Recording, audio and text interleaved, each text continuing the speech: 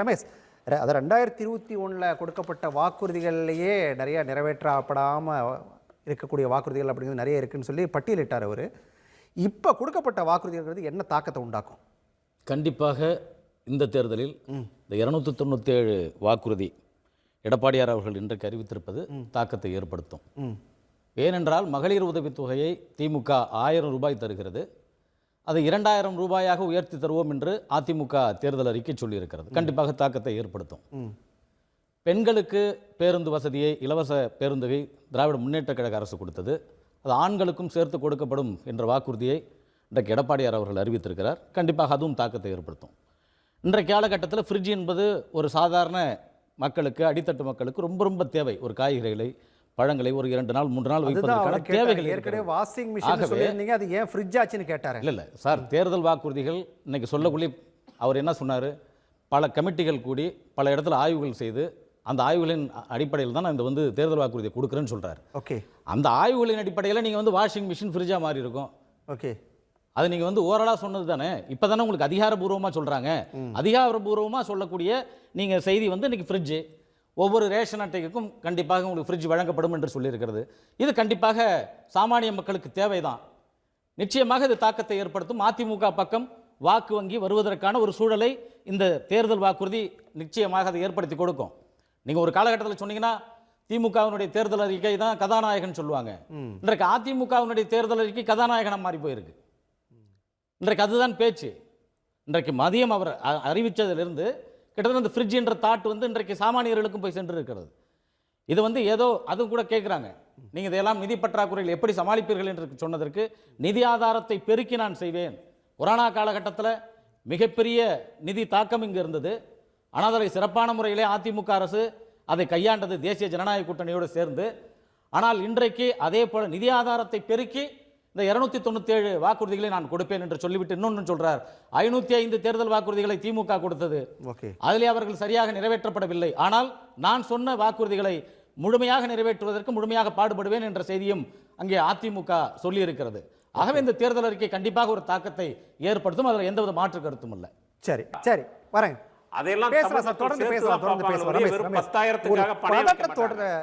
ஒரு பதட்டத்தோட வெளிப்பாடா இதெல்லாம் இந்த தேர்தல் அறிக்கை அப்படிங்கிறது? சார், இது எப்படி சார் பதட்டம் சொல்ல முடியும்? தேர்தல் வாக்குறுதி சார், மக்களுக்கான நலத்திட்டங்களை ஒரு அரசியல் கட்சி சொல்லுது.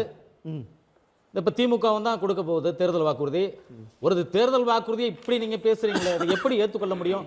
பிரியன் சார் கரெக்டாக சொன்னார். நீங்க இது கண்டிப்பா தாக்கத்தை ஏற்படுத்துமா என்பது தெரியும், போக போக தெரியும் சொன்னார். 10,000 ரூபாய் கொடுக்க போறேன்னு சொல்றீங்க, ஃப்ரிட்ஜ் கொடுக்க போறேன்னு சொல்றீங்க. அந்த தேர்தல் வாக்குறுதி எப்படி தாக்கத்தை ஏற்படுத்த போகிறது தெரியும் சொன்னார் சார். ஒண்ணுதான். ஆகவே ஒரு 5,000 ரூபாய் அக்கௌண்ட்ல போட்டாங்க இல்லையா சார்? அப்போ தமிழ்நாடு முழுக்க ஒரு பெரிய பேச்சா இருந்துச்சு. இல்லது 5,000 ரூபாய் வந்துருச்சு அப்படின்னு சொல்லிட்டு அந்த மகளிர் அவ்வளோ சந்தோஷப்பட்டாங்க. நிறைய அந்த காட்சிகள் எல்லாம் பார்த்தோம்.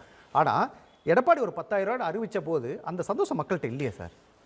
சார், இன்னைக்கு தான் சார் அறிவிச்சிருக்காங்க. இதுக்கப்புறம் ரிப்போர்ட் பாருங்க. 10,000 நாளைக்கு பாருங்க, நாளை மறுநாள் பாருங்க. அந்த 10,000 முன்னாடி அறிவிச்சிட்டாரு. இல்ல இது நீங்க தேர்தல் முடிந்து அவர் ஆட்சிக்கு வந்த பிறகு கொடுக்க வேண்டும் என்பது.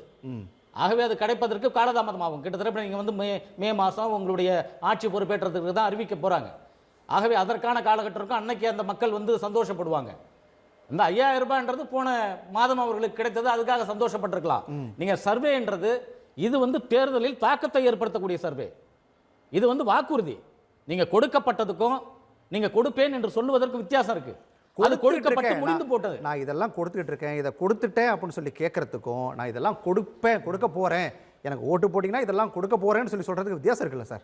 சார், இதே 505 தேர்தல் வாக்குறுதியை திமுக கொடுத்தது. எத்தனை தேர்தல் வாக்குறுதிகளை நிறைவேற்றியது? அதாவது 63 வாக்குறுதிகளை நிறைவேற்றியது. 63 வாக்குறுதிகளை நிறைவேற்றவில்லைன்னு அன்புமணி அவர்கள் ஒரு புத்தகத்தை வெளியிட்டார். கிட்டத்தட்ட 350 வாக்குறுதிகளை நிறைவேற்றவில்லை என்று பாட்டாளி மக்கள் கட்சி தலைவர் அன்புமணி ஒரு புத்தகத்தை வெளியிட்டார். தேர்தல் வாக்குறுதி நிறைவேற்றியதும் நிறைவேற்றாததும் உண்டு. அப்ப அந்த விவாதத்துக்குள்ள நம்ம போக முடியுமா? ஆகவே வாக்குறுதி என்பது ஒரு அரசியல் கட்சி மக்களுக்கான நல்ல திட்டங்களுக்கு கொடுக்க வேண்டும் என்பதற்காக. இன்னும் சொல்ல போனீங்கன்னா இவர் சொன்னார், அதிமுக 297 ரொம்ப ஃபில்டர் பண்ணி தான் கொடுத்துருக்கோம். நாங்கள் திமுக கொடுத்த மாதிரி 505 கொடுக்கல, ஃபில்டர் பண்ணி தான் கொடுத்துருப்போம். இதை ஃபில்டர் பண்ணினா இப்படி குறைச்சி எதெல்லாம் நிறைவேற்றப்பட முடியுமோ நிறைவேற்றப்படக்கூடியதை நாங்கள் கொடுத்துருக்கோம். ஆகவே இதை கண்டிப்பாக நிறைவேற்றுவோம் என்று சொல்லியிருக்கார். அதற்கான சூழல் எட்டப்படும்னு சொல்லியிருக்கார். இப்போ நீங்கள் திமுகவில் கொடுத்தா கல்வி கடன் தள்ளுபடின்னு சொன்னீங்க. கல்வி கடன் தள்ளுபடி ஆகிவிட்டதா? கூட்டுறவுகளில் எல்லா கடனும் தள்ளுபடின்னு சொன்னீங்க, தள்ளுபடி ஆகிட்டுதா?